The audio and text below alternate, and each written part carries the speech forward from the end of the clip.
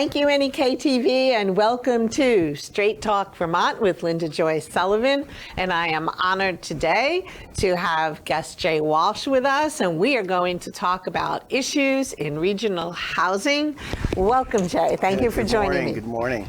Glad to be here. Well, this is exciting. So before we get started, I'd appreciate it if you would tell our listeners who are all over, okay, a little bit about your background. I know you're on different boards, and give them who you are. Sure. So I'm new to Newport, probably 9 years or so now. My background has always been in housing, whether it was designing or teaching, actually, energy efficient housing design. But then I worked a lot with green building and large developments, from small rural community developments, even villages, to large condominium complexes, hundreds of units. So over the last 40 years, I've seen the gambit of the construction industry, both the good and bad.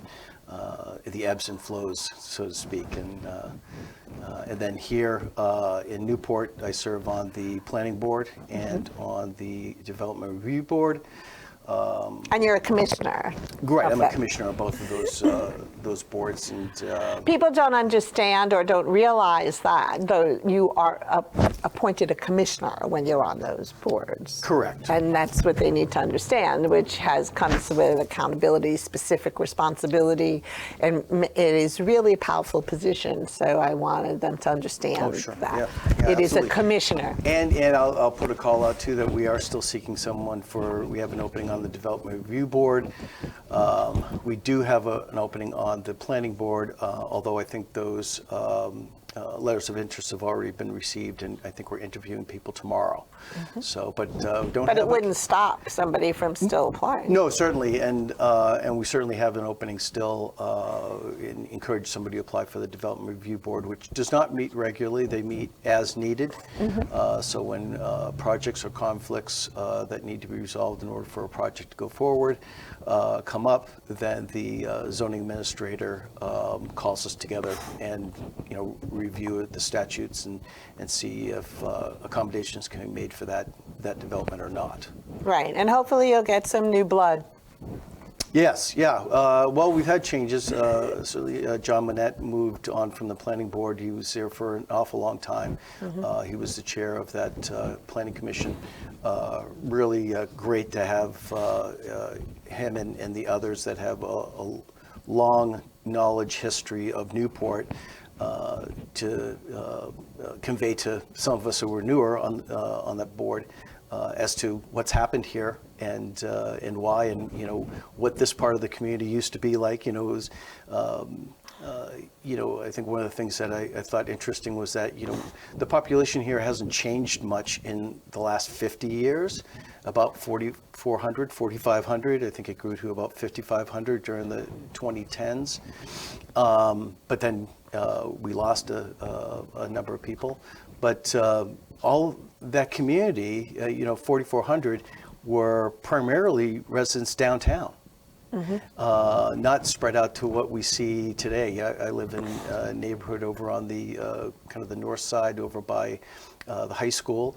And I always wondered what they call that neighborhood. Yeah, I don't know. Your neighbor. I don't know if there's an actual name for the neighborhood.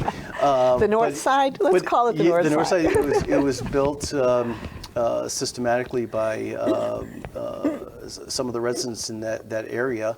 One of my neighbors specifically, they would build a few houses a year, and it grew and grew, and there's still development to be had there. Weren't those homes, and I don't really know the true history, weren't they built for teachers? Weren't some of those homes built? I don't know if that was the origin of it, but one of the teachers from the high school was one of the builders. So he laid out the subdivision, and every summer when he was off, he would bring in a crew and some kids from the high school, and they would build a house or two, and then others, developers in the area, would put up a house. There's manufactured houses there. There's you'll see a lot of similarity in some of the houses, so Right. you know that they were built probably by a developer, building that style of house, side by side, little 3-bedroom, one bath generally. Right, right, Yeah, yeah. right. So good. So tell us more about you. So, I started out in design and construction in Alaska, designing buildings, homes and buildings for villages throughout the state. And we would package the entire project and ship it out of Seattle, straight to the shore of whatever community that it was being built in.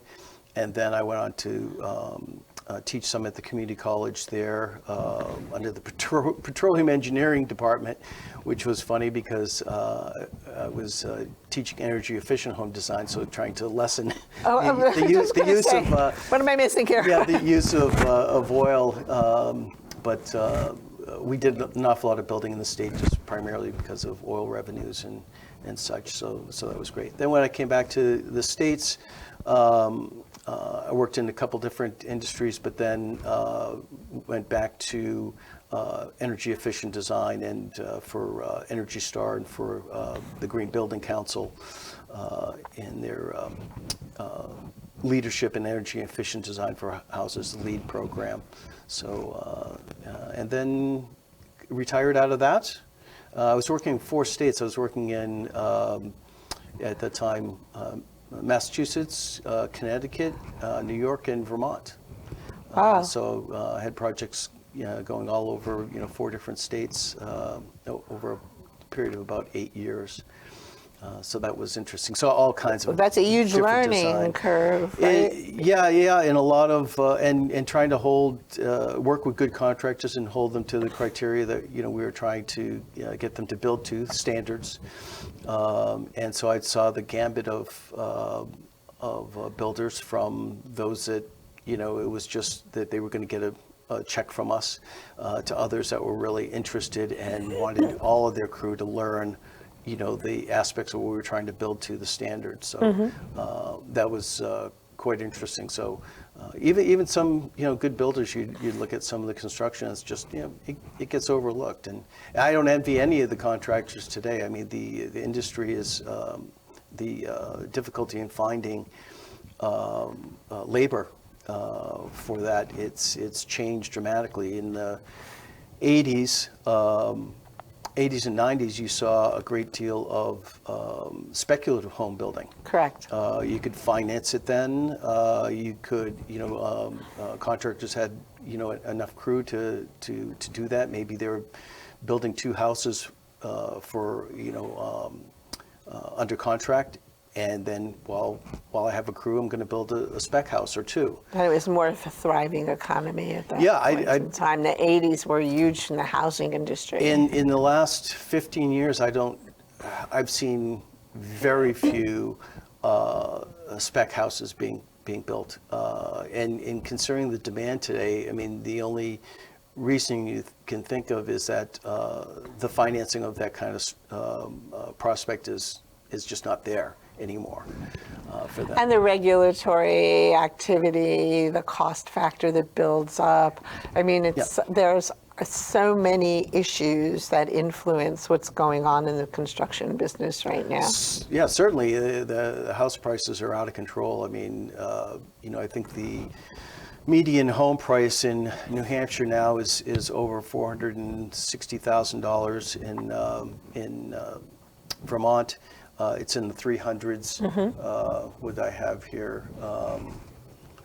So the median home price in the NEK is running between 200 and 350,000 right now, and then there's some areas in our area up here that the median is 360, and in some areas 435. So here's a big question, and you may not even know this, because we are, Vermont is so car dependent. It's not, I mean, that also influences the housing. Sure. Okay, so it's one thing if you say, okay, I could go work in St. Johnsbury because I could hop on a bus or a train. But here we're so driven by driving, so whether there's needs to take care of your kids or, a spousal, what they do for a living and so on. You might have 2 or 3 cars. There you go. There you go. And so it also is a driver for the value of the house, so, that you're going to buy. So those influences happen as well. So it's not just cost, it's also what could people actually afford? Do they want to move? So can they really say, I can afford a $400,000 home? They may be able to, but they can't move to do it because they can't get a job. Certainly. Well, and then the same is true on the other side. It's even attracting a professional, say, to the area, an engineer or someone with a specific skill set that you don't have in the community, and they may land a great paying job, $60,000, $70,000 a year, but there's not a house for them to buy. Or if there is, you're still looking at a down payment that's, $40,000, $50,000. But it's interesting that you just said a great salary is $60,000, $70,000 well, I don't think that is, but I think it is for this area. But I know you don't think Certainly. it is. But that's where I'm curious, okay? Because $60,000 to $70,000 a year may be okay for somebody starting out single. Yeah. Well, if you think of it, the family median income is about $56,000. That's right. Here, so that's for 2 people working. The one is I think it's between $28,000 and $32,000 a year, and you're looking at rents. A number of years ago, not even that long ago, when we first moved here, you could probably find a decent apartment for $800 and something plus utilities. Now you're probably looking at well over $1,000 plus utilities. Right. I would think it might even be higher. It might be the $1,200, $1,300 range for rent. Yeah. Right. Even one of the new projects in where is it? Who's it in Colchester? So they've got a new project there. They've got studio and 1-bedroom units. They're renting at $1,100 to $1,250. Right. It's like that's not an entry level. A studio is a 1-person property. I've lived in them in Manhattan. Yeah, and they probably weren't. They were probably more than that, I'm sure. But the earning capacity was entirely different. Yeah. So, and that's what I meant. It was like you don't mind if you're right in the heart or the pulse of the ability to earn. Yeah. And that's what I'm saying here. It's the sprawl is entirely different, the way it controls the lifestyle. Oh, sure. And that's a huge factor. Yeah. In the housing industry. You can't step out and get a bus or a subway to to your job or and you can't even. It's almost like you can't even commute. There you go. You can't commute. To where. I mean, it's funny that you hear people saying, well, I drive an hour and a half to work every day each way, but they were getting to a job that paid them well. I mean, here it's an hour and a half, hour 45 to Burlington. So would I live here and travel like that every day? It really doesn't make sense. It doesn't make sense. And also, there's more ability in the more, city-style places, say in the Northeast Kingdom, to get childcare assistance. I mean, I would have a fear factor if I had a little child and I had to drive an hour and a half and leave my child in a different location to go to school, and they get sick and then you got to drive back. And so, there are all those factors that, at least I didn't have to deal with because I lived in a city. Yeah. But now you see it here, and the sprawl is so different. So it's a different analysis and a different environment. A lot of demands on families, certainly, before their kids are of school age, and even then when they become of school age, they're still being let out at 3 in the afternoon, right? And someone needs to be there at home. So that's difficult. But I think part of the problem here in this region is that there's been some growth in industry, and I think that's maxed out the housing that we have. I mean, we're having trouble placing doctors and nurses when they come here. And I want to talk about that after you. Galvion, we want to keep them here, and that means if they need, staff that they have to hire from out of state, they need housing. So the community really needs to grow, and I don't think just Newport. I think it's a regional issue. Right, it's not just Newport; it's a region. Yeah, and primarily because I don't think Newport itself can provide sufficient housing to meet the demand of what we need to have, and that is a growth in industry in the area.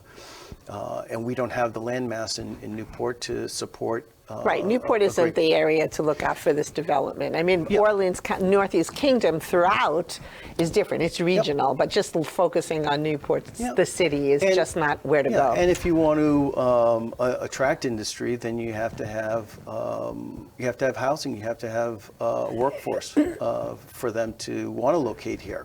But what you just said, you're talking about, say, the medical industry. Let's just focus on that for right now. Remember, also, we're having issues across the state with the whole change in hospitals and the medical care.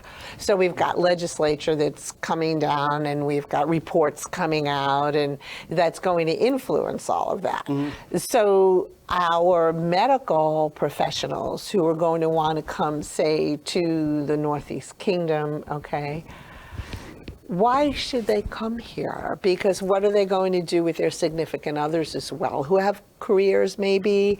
And why would I move here if the whole medical profession is in such flux?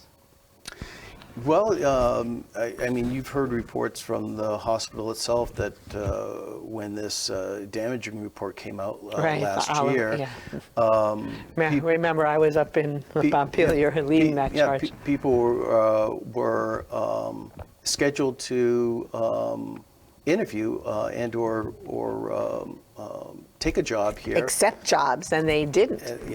And because of the uncertainty that just a report can cause, to say, well, am I moving to an area which is going to cost, tens of thousands of dollars to uproot a family and find housing and establish yourself for a professional career, only to find that the budget's cut and now I'm looking for a job again. Now I've just spent X amount of money to relocate my family with no hope of a career placement. And stuck with a home. Am I commuting to Burlington to work at the hospital there? I know that the house that we bought was the occupant before was the CFO for the hospital here, lost his job here. He was working, I think, 2 or 3 hours away in New Hampshire. Okay. Commuting, spending the week there, coming back weekends, because where's there another job like that for you? Especially if you're a very narrowly defined field like the hospital specialty field, sure, right, exactly. So those are even harder to attract, and they need to be secure jobs, that they can rely on. And do they want to get rid of their home and then be stuck in buying another one and going through that same situation over and over and over again? Yeah. And that's a major influence on, the reputation that the Northeast Kingdom will get as well. It's like, oh, well, you can't sustain yourself there. Yeah. And that's not a good message for professionals. No, it isn't. And, and I think the same thing falls upon almost all the working people in the area, in that, they have growing families, and they want to stay here. Maybe not all of them, but some of them do, and they want decent employment, and they want to start a family, and they need to buy a house. But they can't even move out of their family's house. There you go. At $1,200 a month for a studio apartment, that's not much of a life. And so you start looking elsewhere. Say, where can I find a good job and decent and affordable housing? And it's not like in, say, like the Boston or the largest cities where you could say, okay, I could work an evening job and make just as much in one evening as I can that somebody makes for a week. You know what I'm saying? Because so you can't even do that. That availability of income, workforce, okay? The workforce is around. But the key is, can they give up, say, we're dealing with the benefits cliff, right? Any of the benefits that they're going to get from state to be able to support their families to take those jobs or go back to school and earn or move. I mean, moving is a big deal. Oh, it is. It's, how many times do we say, okay, this is the last move I'm going to do, right? I mean, so where are we? What's going on regionally? And we can't say, okay, this is the fix, but we have to work with, say, the administration and, legislatures out there. They're fighting with the administration. Everybody's fighting with one another. And so what are your thoughts regionally? Because you have a great background. Well, I think part of it, there's a new bill. I haven't been able to go through it with the fine-tooth comb that I'd like to, Senate Bill 127. Right. Talking about, improving housing accessibility, affordability, infrastructure and such. But we need... there's some other areas that have regional housing associations, whether it's Lamoille, that has a great housing association, or the, I think of Champlain Housing Trust, that do a lot to enable new home buyers. There may be some programs coming in to assist with down payments. I know New Hampshire has an excellent program helping people, young families, get into new homes with down payment assistance. But it's really a regional issue in that we need to see housing being built in Derby, in Troy, in Coventry, in Newport. If we're going to, satisfy the demand for the families that are growing and want to reestablish, or first time establish themselves, and then just for the industries that we have here to see them grow. If they can't grow, why are they staying here? Well, and unless they're tied to something that they can't move, like if you have a granite quarry, or if you have, even a farmer can move, but if you have, say, minerals in the ground that you're taking out, or a hospital, or a museum, or things like that, those businesses don't tend to move. But those businesses also aren't the larger employers. Not always. Universities, well, if you look at the Burlington area, right. They're massive in what they bring to the community. There's almost 50% tax exemption because of the properties that they own there, but the wealth that they bring with them through employment. Well, And college towns will always be the bigger draw. And so, if we can get more of that real college town atmosphere going on in the Northeast Kingdom, not just, okay, we stuck a little alleged community college in one area, really turn it into a college town, you will draw. Yeah. And so the key is, what universities can you get to really develop? So, I think we have some positive things with, having Route 91. I should have included Barton in that regional concept, but we've got 91, which, if you, it's funny, if you drive across the border, right, of which 91 we've done, and hit Magog. yes, Magog's built out about 1 million square feet of commercial properties, industrial properties. That's huge, and there's no stopping there. I don't know why they would be doing that. Their community is not that much larger than ours in what they draw from. I mean, they have Sherbrooke next door for population, but if we could grow our population and industry like that, we could easily build that kind of infrastructure. a great model. That's correct. I mean, NEK, which is essentially their Home Depot up in Sherbrooke, they built, 5 years ago, they built 500,000 square feet of warehouse space. This year, they're doubling that. So that means, I don't know, 100 to 300 jobs. So those things, they all dovetail, and regional housing is one way to approach it. But going back to what you just said, we have Act 250, the regulatory demon. Yeah. Okay, when it comes to business, and that is a huge influence over how our region's going to develop. And unless that begins to change in a grander way. And I think the legislature is addressing some of that with looking at some of the downtowns. Right, but it's little piecemeal things. I mean, this is a bigger picture. Yeah. You want developers to come in.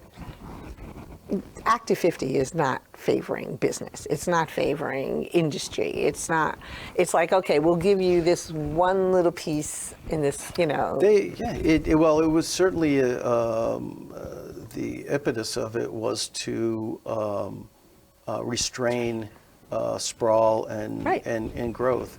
And there's been different thoughts about it, for as long as it's been enacted. I think it was in the 70s that it was enacted. But I appreciate them, taking some weight off of downtowns and such. And it's funny, when I would talk to groups, green building groups, builders and developers and even individuals. I talked to some groups in Vermont, and individuals go, I just want my own little 5 little acre plot, and you hear it's like, well, if you guys all want that, there'll be no open land in Vermont. It just won't be, between roads and you having your own 5 acres. So, but yet you can drive through almost any road in the state here, and you can find little villages and little downtowns that have vacant storefronts. They have vacant apartments upstairs above them. I said, that's where you should be looking. If you want to revitalize and you want to be green, go and fill in where there's already infrastructure. That infrastructure is built out. They're great little communities. You could have a business or lease the downstairs to a business, attract somebody, live upstairs, own your own property. There's also too much property owned by large property developers. Right. I mean, if you look at the ownership of downtown Newport in its heyday, say even the 50s, each one of those buildings was owned by a different person. And either it was their business that was downstairs, or they were, it had been developed for a business, and then they were renting apartments upstairs, or they lived upstairs. that's builds community. That builds population downtown. Those people shop downtown because it's within walking, and they have decent housing within walking distance to all kinds of services. That's what the whole LEAD program, highly rated in their qualifications for, if you want to be silver, gold, or platinum, was your location to local services within walking distance. And when you didn't meet that criteria, you didn't get those points. And the emphasis was because you're not driving was the biggest thing. Driving is one of the worst things we can do for our environment. And yet we failed here drastically to create any kind of local transportation. And that's what I was rural saying. Transportation. If you look in southern Vermont, they have an excellent rural transportation That's correct. system. I'm down there. Yeah. From Bennington, Rutland, yeah. it's entirely different. A friend of mine started with that infrastructure down there. How many years ago now was it? 20 years ago or so. He's still there, and I thought it was going to fail within the first few years, and they stuck to it. And if you want to commute to work at the ski area there, you just get on a bus. If you want to not drive up to the ski area because they now have parking fees, you just get on the shuttle and you're there. If you want to get to, say, from Wilmington, Vermont to Bennington or Brattleboro, you can get hop on a bus, ride there. So so you've got seniors that could take that to go and go to doctors that are in their community, or workers can use that, if they can get their schedule to work around it. We don't have to be a driving community, but let's go to a driving community. Why no Ubers? Yeah, I think 'cause so many people do have cars. Well, no, I think, of course, the legislature had to do with that too. Oh. But I'm just saying, it's like, why not put that in place so that people can say, you know what, I can take an Uber. I can go. Yeah, I don't know what the financial dynamic is to that. I was Something that needs to be revisited. Yeah, I was a little concerned with even rural transport here, rural community transport, changing their scenario from running bus, shuttles, bus service on a regular basis to an on-call service. I still don't think that it's being communicated sufficiently to the public that they can call and get access to that. Some of them want it to be free, and that'd be Well, grand. I mean, everybody wants everything to be free, Yeah. but that's not reality. Yeah. So, I mean, you're not going to have anything vibrant if you don't pay for it. But affordable certainly would be the... Affordable's okay, but I'm just saying they're not free. Affordable and convenient. I mean, it needs to meet the needs of the community, whether that's the working community or kids after school going to a job, or even to practice or things like that. The area is really dependent upon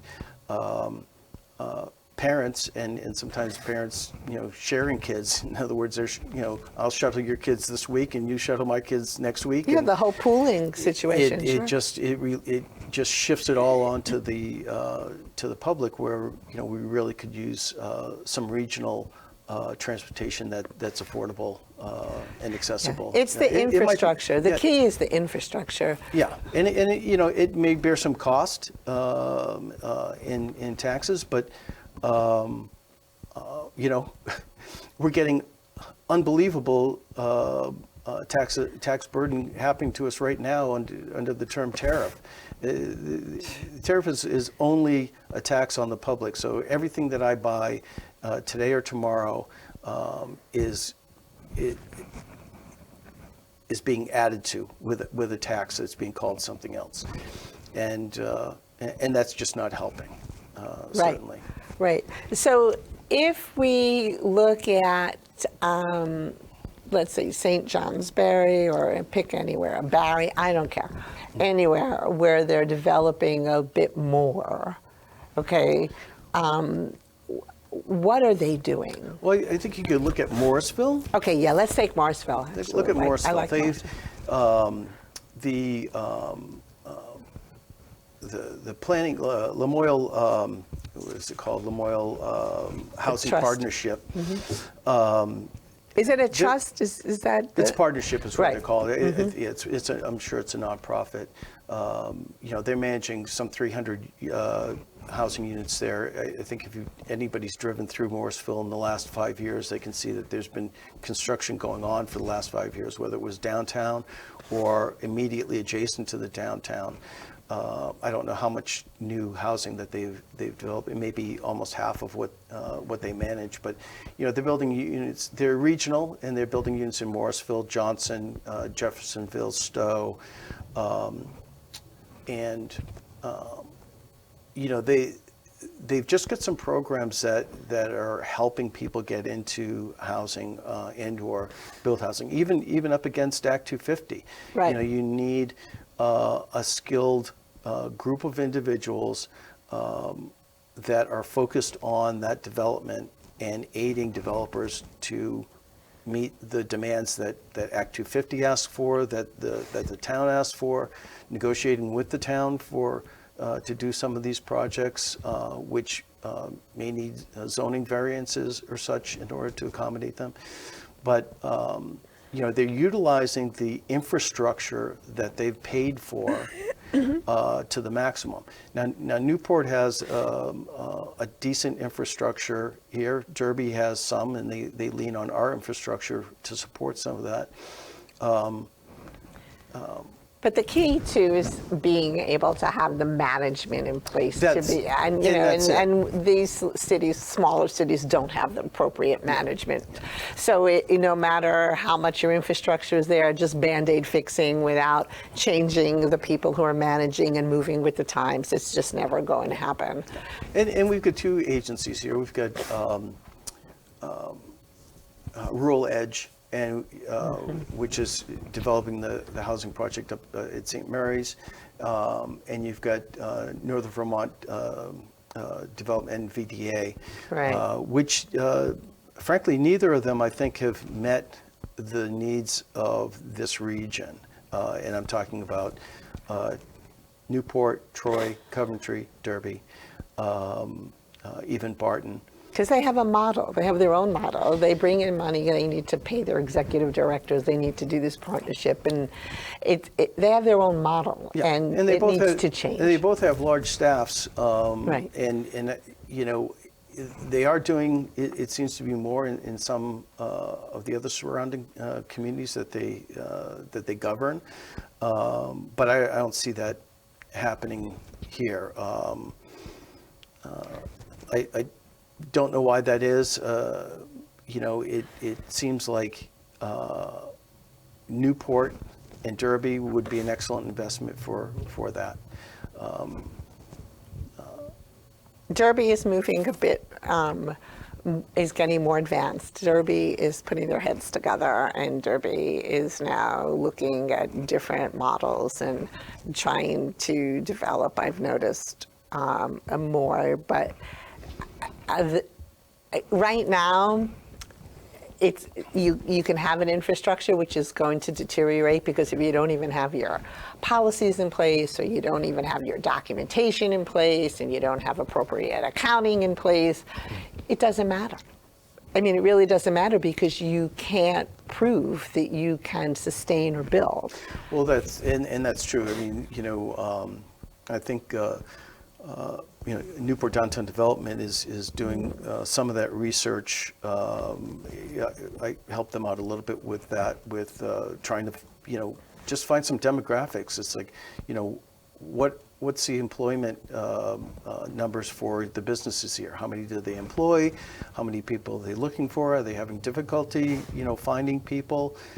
But your problem there is that you have the people doing the research or the people who are on their own board. So this whole mix of everybody doing their own research, wanting to design, what it is. I have a problem with silos, you could tell, right? Yeah. and so the key here is you have experts here, like you're here. Okay, and you have a strong background. You have the governor, okay, I'm on the Vermont Housing Authority, I'm a women commissioner, I've been involved in so many things. We've been doing this for years. They don't reach out to the people with the knowledge because it's so political. They only want to control the outcomes, and that's not healthy, and that's a problem. There is research. I mean, I've provided to that, what is it called, NDD? Yep. I got from the state real developed research on housing, et cetera, and sent it to them and sent it to their alleged task force. And I'm not a big task force person either. Okay. So the key here is you have one person who will read it. And there's good information in there. Yeah. You've got good information. You're hands-on touching this stuff on the planning. I mean, you're right there. You come with knowledge. You're helping them. Just to do surveys because people want to see their name in the paper is not good. If you don't fix the infrastructure and the people who are actually working there, what good is the information? Well, I think I'll tell you. Sure. Certainly. If you're going to go after money, you need to have the facts of what's going on. And whether that's the traffic counts on Main Street here, which is one of the busiest and is certainly the busiest roadways in the Northeast Kingdom, or to know how many employees that you have at the hospital, how many employees at Gavilon. And what they do. Yeah. Oh, yeah. I mean, it's okay to say we have 1,000 employees. Look at us. And that was what we were trying to get at was how many are executive employees, how many are full-time employees, how many are skilled employees, and that sort of thing. And that's the kind of demographics that when you're trying to build out and or even attract other industries, you say, well, we have a skilled workforce here. Or we know that. I know Built by Newport, they could use another 10 employees tomorrow. But, there's a certain skill set that they need, so they either have to train them, and I think that they're working with the high school here on that because, it's not just hammering, wood together. I mean, they're designing things, with computers and CAD programs and machinery that needs to be maintained. You need a skill set, and you can only build out so much in the community. Other than that, you need to attract people. Yeah, but that also goes with the type of benefits, like Built by Newport. Like, do they pay for education going forward? What are the benefits they offer? Is there so they. Yep.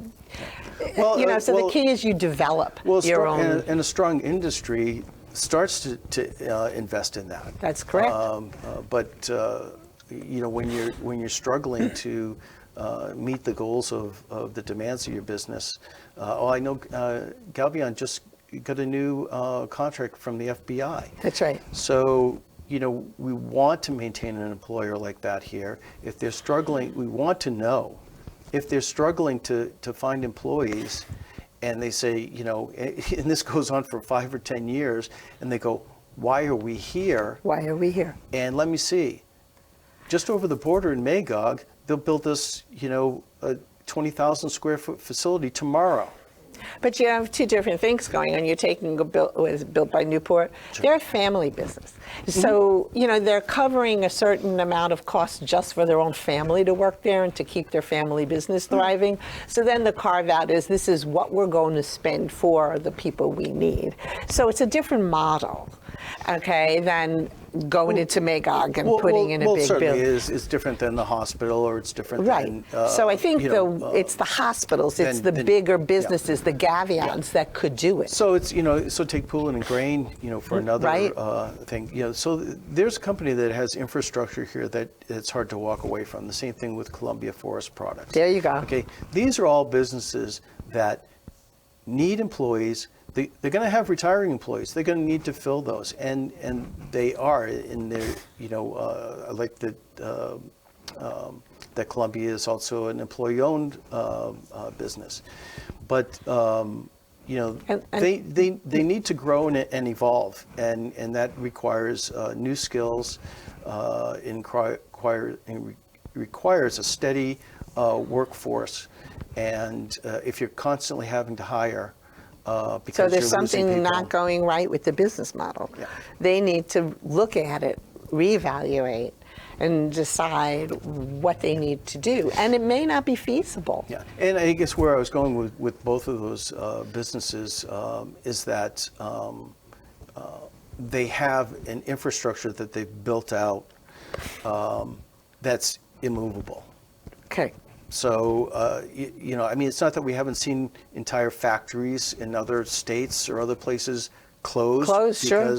they said we're going to focus on this factory or move a whole facility. It's the best that we have right now. And you hit it, factories, like, manufacturing's gone. So what manufacturing could possibly come back? I mean, go look at Springfield. It's like a ghost town of old manufacturing buildings. Yeah. Oh, you look all through. I worked on plenty of old mill buildings. Oh, but they're amazing. Converting them into apartments and malls and such. And that's all fine and good, but at one time, it was funny. I had to laugh because my father worked in a mill in Massachusetts, and then when I went on to a different career in the internet, I was working out of a mill building, but it wasn't. But we weren't making anything. We were just but we weren't making anything tangible.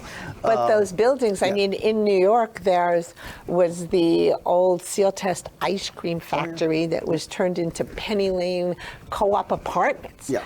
I mean, so you many can go in there if the infrastructure is there and it's salvageable. Yeah. You can turn those into these wonderful growth opportunities. And in Staten Island, I remember at the end of Staten Island, there was a huge old mill factory. Turned it into a mall. Yeah, yeah. Well, we moved from North Adams, Mass, where they have the largest museum of contemporary art in the country. So it's 7.5 acres of mill buildings. But, they started out knocking off and producing fabric. They would knock off the designs from Europe. And when that industry went belly up because of cheaper manufacturing elsewhere, those buildings laid vacant for a short time, and then became Sprague Electronics, which they built capacitors. They're the first capacitor company in the country. They prospered for probably about 40 years. They went belly up.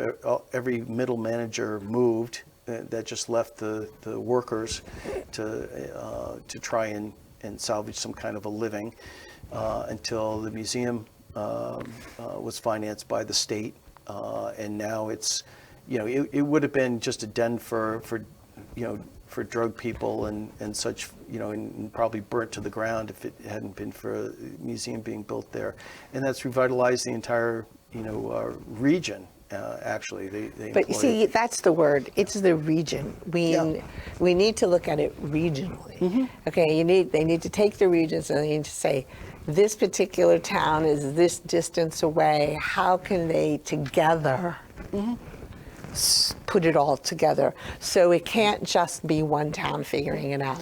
It needs to be the whole region, and there needs to be. That's your group, like your Lamoille. That, and you were hitting on that. Yeah. And I think that is the way to go, but it can't be the same people, okay? It can't be like, built by Newport, who's on NDD, who's on the, you can't do that. You need the more professional people in this area. Sure. Well, you need certainly individuals that have specific skill sets that fit that. But I do applaud community involvement. Oh, absolutely. I'm not talking about that. Yeah, but I mean, Yeah. by all representatives of the businesses that are there, because Input's fantastic. Yeah, because they're the ones that need to be supported. We need to see them grow, and but you need to evaluate whether it's workforce housing, and how do you involve them in that. You look back to the old mill days. It's like they built housing. That's good. They built housing. Some of the ski areas have done that throughout the country as well. Because it's just become unaffordable in the communities. You can find workers out west that they travel an hour and a half each day to go and work at a mid-level job in a Look what resort. Rutland Hospital did. They bought housing. Yeah. Yeah. Okay. Well, that's what the colleges do That's as well. what the colleges do. That's right. Look at Keene, New Hampshire. They Yes. probably bought, half of the downtown, housing down there, and so they've struggled with their own housing problems because, business it's good and bad. They when they start to acquire too much, sometimes that's a problem. Right. They're not. They shouldn't be developers. Yeah. They should have it so that they say, okay, we have X amount of people we need to employ. Let's do this rotation of startup in there. Then those people can move on and purchase homes because they know they have the job security. But also, it's a development. And sometimes you'll have, let's take the medical field, they'll bring in specialists and then they decide they don't want specialists. We've lost here. Yeah. The specialist turnover is amazing Yeah. at our hospital. And you just touched on a key word, that is specialists, and that is it doesn't have to be a large organization to be a rural housing development. What's funny is that I started out, I guess, as a teenager in this kind of work because my grandfather was the head of the housing authority in the community I lived in. I saw him build senior housing. I saw him build high-rise apartments. And such, and that's where I took off from. He started out as an electrician. I started out as an electrician through trade school. Then I went on to design, be a designer builder, and design community buildings for I don't know how many communities in Alaska. Alaska's the size, twice the size of Texas, so it was a pretty large area. But you need he had a team that was a long-standing team. They knew how to do these things and work with the state and get these things built. And that's what you need. It's like you can't reinvent that team every time a project comes up. Because it's just unsustainable. Well, and it's not, and you're building your own capital in the skills. team, of course. Yeah. And that's the whole point, is that you've developed capital in your knowledge and what you know. So I think the key, what I'm hearing here is, regionally, transportation needs to be a big focus. It does. If you're looking to expand population and industry, which the two kind of have to go hand in hand, you need to have some focus on transportation. It just has to be. And I think that putting together regionally the right group, they can speak appropriately with the administration's transportation department, who's more than willing to help. And their agenda is literally our agenda. I've seen some really good plans come out of the state or offers to communities, and I really don't understand why we haven't picked up more. We don't have, the region doesn't have the skill set in place. They need to start to change who's managing the towns and cities in operation. I don't even know who would deal with transportation here in Newport. Who? The Department of Public Works. Maybe, or your mayor is supposed to be the CEO, should be dealing with it.